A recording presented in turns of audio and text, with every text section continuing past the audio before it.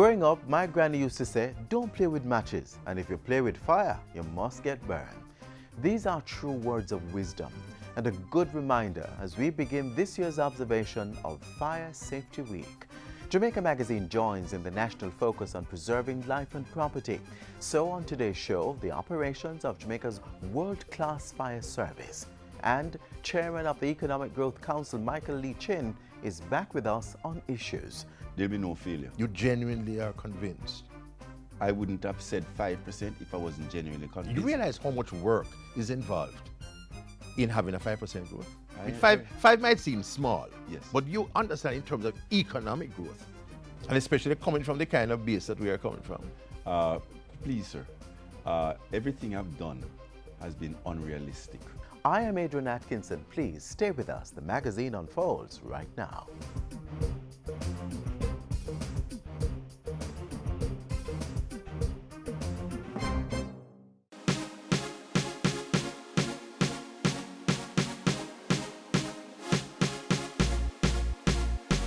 The JIS Heritage Competition is back. Enter your essay, poster, or photo and win big prizes. If you're aged 9 to 12 years, enter the essay competition and tell us who is your favorite Jamaican sportsman or sportswoman and why.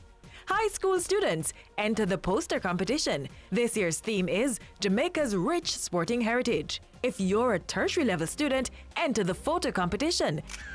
This year's theme is I Am a Sports Champion. Competition closes for all 3 categories on November 6. Get started now. For information on submission and competition guidelines, visit our website at jis.gov.jm. Call 926-359-024, extension 2137, or send an email.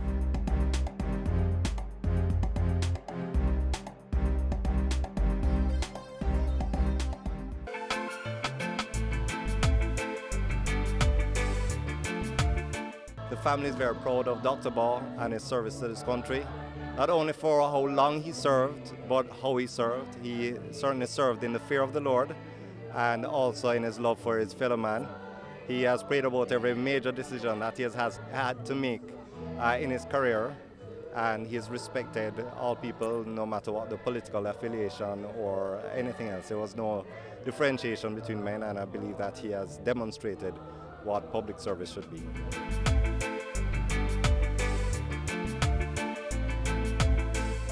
The Economic Growth Council has set a target of helping Jamaica achieve 5% growth in 4 years. In this week's issues, Council Chairman Michael Lee Chin tells us how.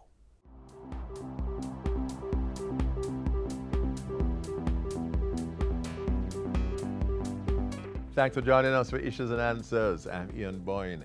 The Chairman of the Economic Growth Council, Michael Lee Chin, is back with us to talk about the report which was recently issued. The council wants a discussion on the issues of economic growth. The whole country needs to focus its attention on this crucial area because our hopes for better livelihoods and for prosperity are really dependent on economic growth. Thank you so much for your company. Good to have you again on the show. Great to be back, sir. Michael. The issue, I raised it briefly the last time we spoke, have to come back to it again. Execution. We have an implementation deficit in the country. You did mention some mechanisms which would be different this time. But what overarchingly will make the difference with the work of the Economic Growth Council in terms of execution? Okay, so there is no shortage of intellect in Jamaica and ability to strategize. We know what the issues are. We know what the solutions are. But we are also very famous for veranda talk. True. We talk, we talk, we talk. Now, a wealthy, successful man once said to me early in my career, Mike, you want to be successful? I said, yes, sir. He said, success is a function of 1% strategy, 99% execution. Now, unfortunately, us here in Jamaica, we got it backwards. It's 99% strategy, 1% execution, right? So we have to write that. Yes. So what the EGC is rabid about having done 85 meetings. That's the strategy. That's the 1%. 85 Yes, meetings yes. is the 1%. Execution time now. Execution time now. So we will, the difference here is we recognize that strategy is 1% and the work is ahead in terms of execution. So we have an execution methodology. Execution methodology. Yes. Tell us about this methodology. You had mentioned the last time that you're going to be reporting to the nation every 3 months.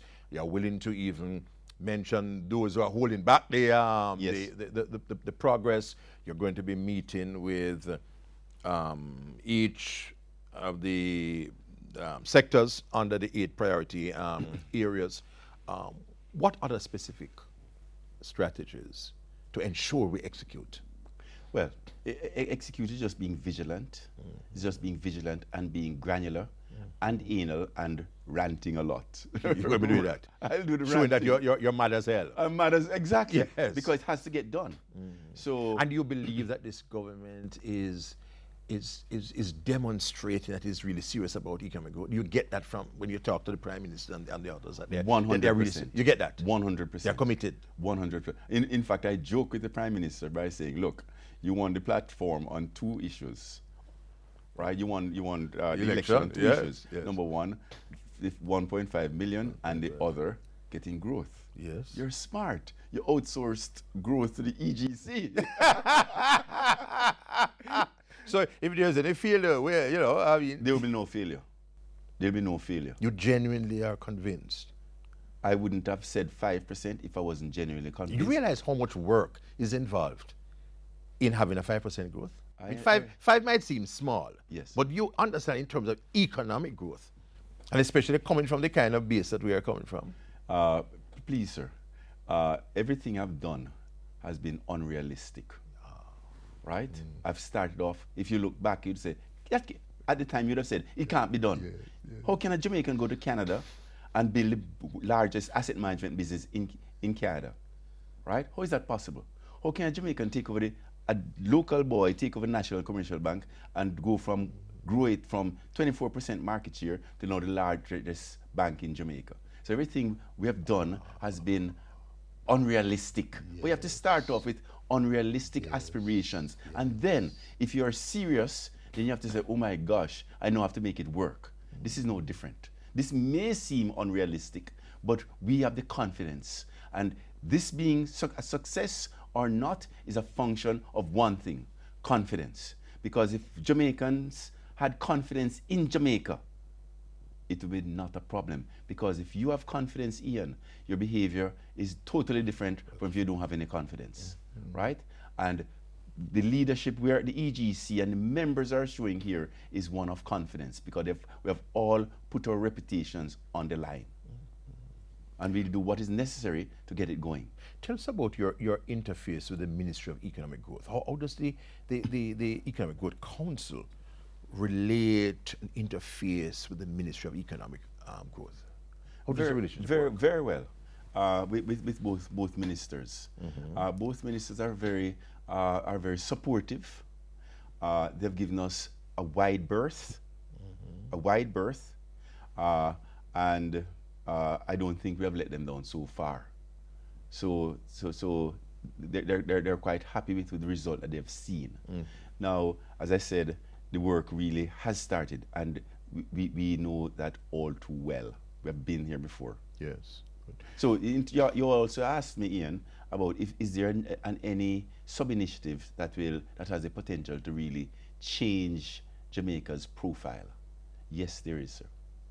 When we come back from the break, we'll talk about that. Michael Leachin, always exuding a lot of enthusiasm and energy, confidence. But we know that the results that he has demonstrated in his own businesses show that it is not just empty enthusiasm. We take a break, but we'll be right back.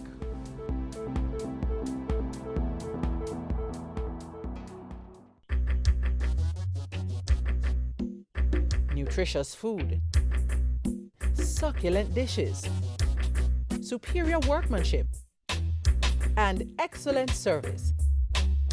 Jamaica is on the go, Let's grow what we eat and eat what we grow. Let's harness the indomitable spirit of our most valued resource, our people.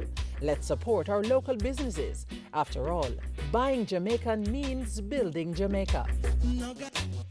Original.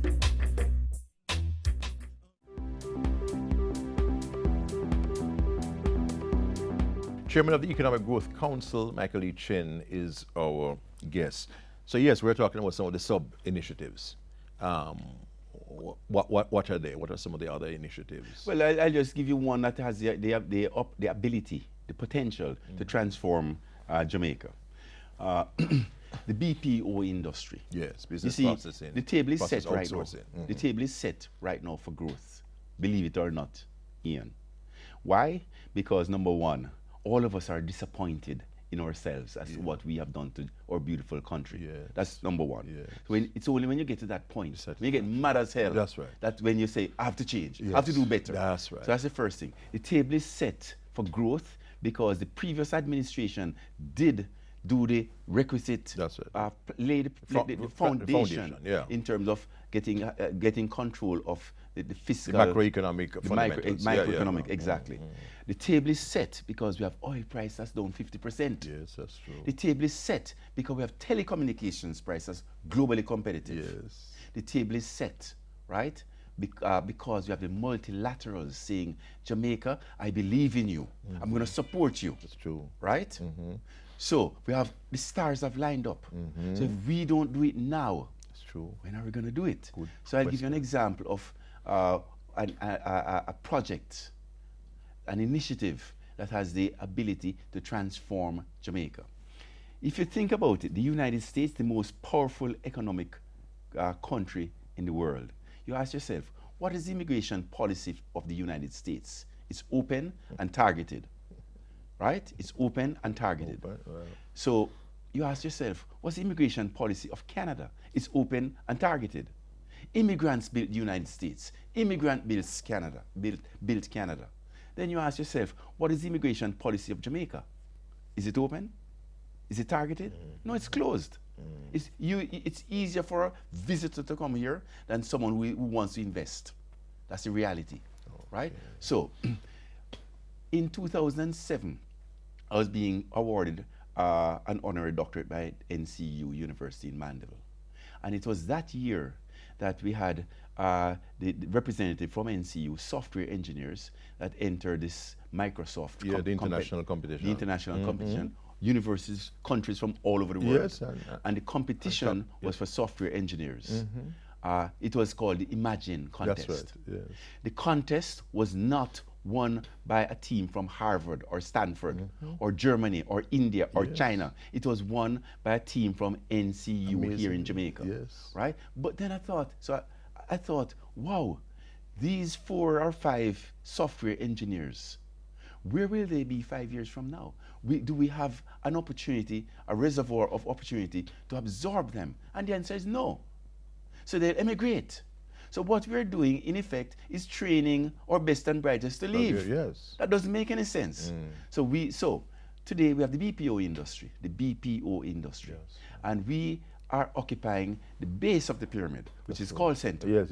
Right? But if you were to We need to go up, value chain. If you went up the pyramid, at the top of the pyramid would be software engineering, would be human resources, legal, accounting, securities analysis. Could attract a number of these Jamaicans We need to get up to there because that's where the high margin is. So how do we go from the base to the pyramid, the top of the pyramid, and at the same time absorb our professionals that we're training and prevent them from wanting to go and immigrate? Well, the good news is we have a BPO industry today with 17,000 seats. So we have the companies here. And if you were to ask the companies that we have here, Xerox, Sutherland, tell me, you have businesses all over the world, Philippines, India, Jamaica. Of those entities, where would you want to do more business? They'll all tell you Jamaica is hot. Of course. Because Jamaica is close. Close to It the doesn't US. take you 16 hours to get to Jamaica, right? Jamaica is an hour and a half from Florida, right? And the Jamaicans are acculturalized, That's right. right? Plus we speak English, yes. right? So we are hot. So the question is, can we now, because they have such an infatuation with Jamaica, can we have them bring other type of professional outsourcing jobs to Jamaica, right? In other words, suppose we went to one of them and said, look, if we can give you the same quality software engineering work as you're getting in India or wherever, would you give us a contract? And if they said yes, we would, because that's a good chance they would say yes. Then we come and scratch our head and say, oh my gosh, we just got an order for 500 engineers. How do we fulfill that order? Well, we don't have 500 engineers, software engineers in Jamaica. So why wouldn't we go and recruit them from India?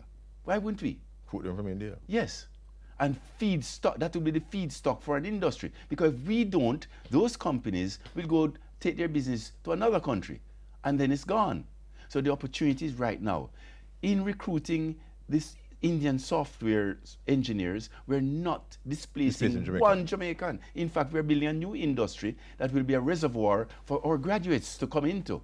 And universities can now train, and our graduates will have a place to work and not emigrate. We could do the same for legal, same for accounting, same for securities analysis. And in so doing, we're employing, we're feedstocking a middle class that we have decimated over the last 40 years. We have decimated our middle class. And the middle class of our society, they are the standard bearers for values, not the upper class, not the lower class. It's the middle class. So we need to rebuild our middle class. So we'll be killing a lot of birds with one stone, with that, which we are in the midst of doing what we can to execute on that. What we're doing in terms of business facilitation, in ensuring that the bottlenecks to business are removed, what is EGC going to be doing about that? Well, you know, in the 85 meetings we met with parish councils, mayors, the departments, the agencies of approvals. Yeah, development approval process. Right. And they don't want to have the reputation that they have. They don't want to be known as the bottleneck of Jamaica. They don't want to do that. These people, they want to do a good job. Why aren't they? Why are they? Well, they want to do a good job. So, but what they need, everybody needs leadership.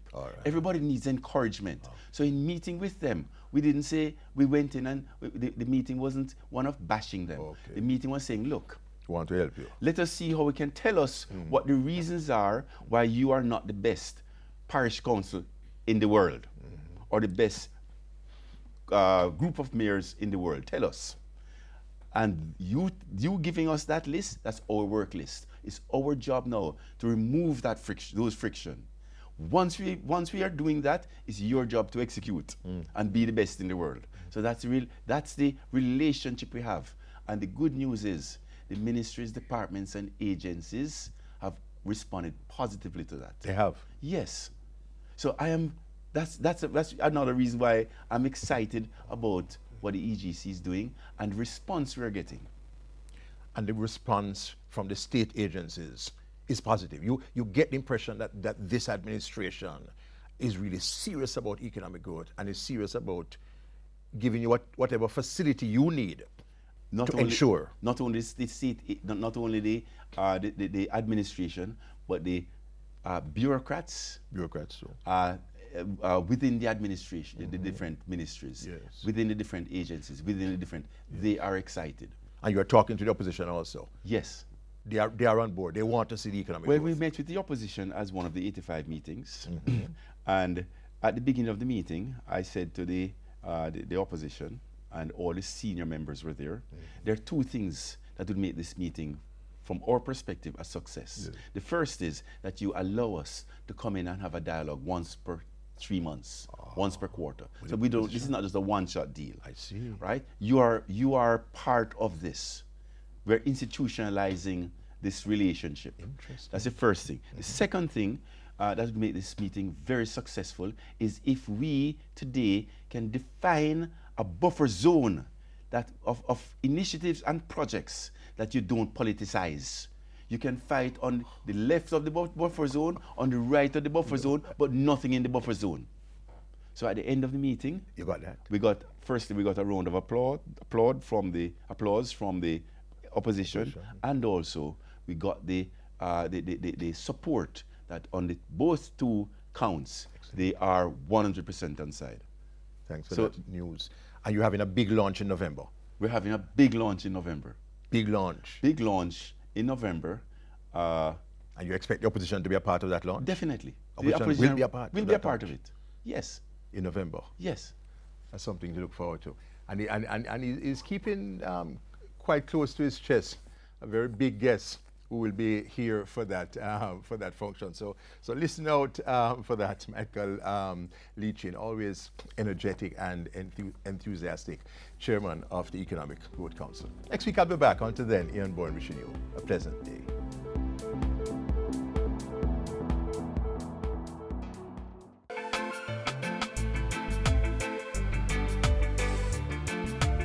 I've been in the area of human rights for a very long time. My entire career as a lawyer, which is 35 years. For the last 7 years or so, I've been working with students at the law school, and that is really inspiring to think about training them and trying to put into those students some idea of what they need to give back, because they're a privileged class.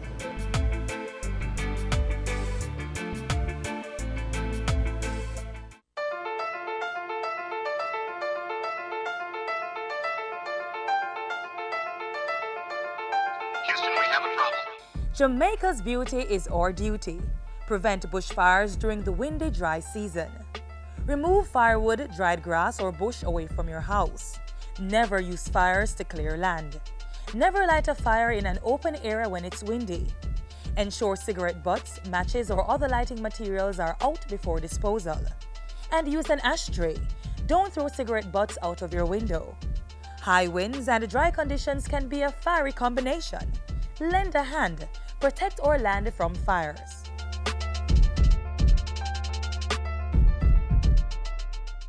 On Heroes Day last Monday, among the 200 recipients of national honors and awards were members of the Jamaica Fire Brigade. These are hard-working men and women who have served valiantly, often risking their lives. Watch now for a glimpse into the world-class operations of the Fire Brigade.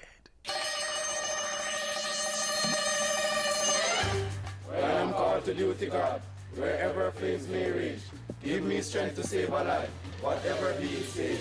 Help me embrace a little child before it's too late, or save an older person from the horror of the fate. Enable me to be alert, to hear the weakest shout, and quickly and efficiently to put the fire out. And if according to your will, I am called home to thee, guide my spouse and children, Lord, and their protector be. Amen.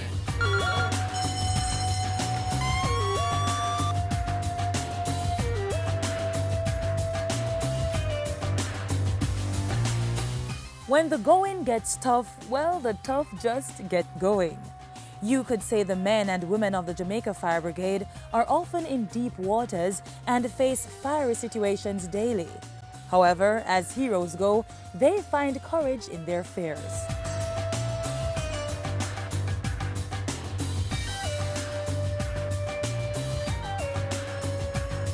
The Jamaica Fire Brigade is a statutory body in the Ministry of Local Government and Community Development.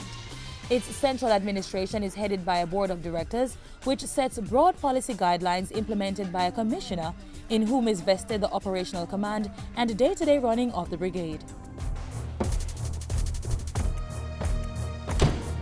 At the Jamaica Fire Brigade, we not only respond to fires and other emergencies, but there are a myriad of other things that we do. We get involved in community work as well.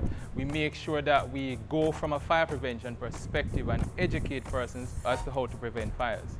So, for example, we go into schools, we go into workplaces, we go into communities, and we create community resilience programs along with other agencies like the OPM. So in essence, we are making sure that we prevent fires rather than fight. And there's more.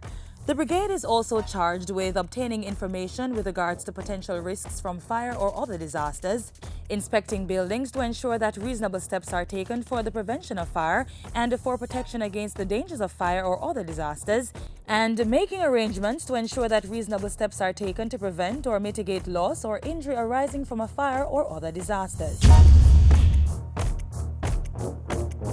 The brigade is broadly divided into two sections, operations and administration, each headed by a deputy commissioner. The deputy commissioner in charge of operations sees to the day-to-day operations of the fire brigade, which involves the persons who go out on the fire trucks, the emergency medical technicians. These are the persons that we call paramedics that go out on the ambulance. You know, they deal with every medical emergency that you can think about. He also is in charge of the fire prevention unit.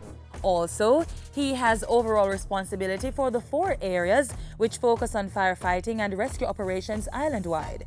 Headed by assistant commissioners, these areas are drawn up along geographic lines and are further subdivided into 13 divisions which conform to parish boundaries.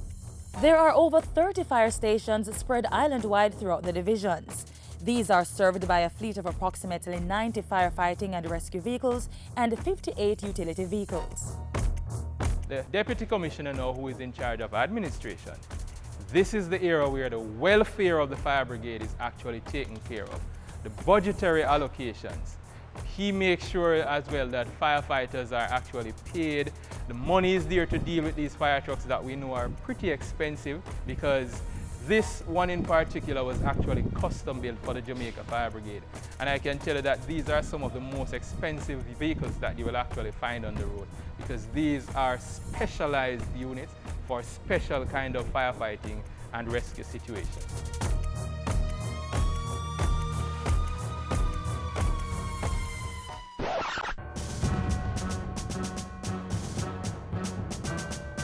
The Jamaica Fire Brigade also gives time and effort to the development of the nation through the hosting of yearly community-based programs. We host homework programs in some of the communities that we are in. We also have fun days to which the public is invited. And then we go in and we have expos. We're a part of health fairs. We are a part of job expos as well. Careers Day, we go into schools. So we make sure that we involve everybody, and we are not just giving to them from a firefighting perspective, but we are developing the whole person. This service-oriented institution is committed to saving lives and property by undergoing constant training and employing the use of modern equipment and contemporary techniques and practices in their day-to-day activities. We do internal and external assessments. We also make sure that we have a team of well-trained firefighters, so the public is generally ensured that whenever you see firefighters of the Jamaica Fire Brigade coming out there, you're getting persons that are trained with the highest quality. And we can boast that when we had the situation in Haiti in 2010, firefighters from the Jamaica Fire Brigade went as a part of the search and rescue effort. The Jamaica Fire Brigade, saving lives, protecting property. For more information on the Jamaica Fire Brigade, visit their website www.jfb.gov.jm or call 922-2523 or 922-0007.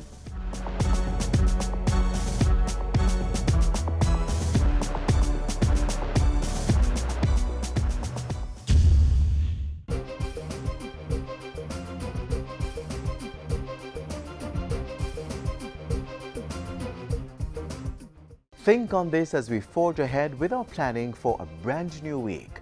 The love of family and the admiration of friends are much more important than wealth and privilege. Head over to our website at jis.gov.jm. It's your source for more information on the offerings of the Jamaica Fire Brigade or for more details on the Economic Growth Council. To watch this program again, click on our YouTube channel. You may also check out our other social media platforms. Until next time, I'm Adrian Atkinson. Do take care. This has been a production of the Jamaica Information Service, the voice of Jamaica.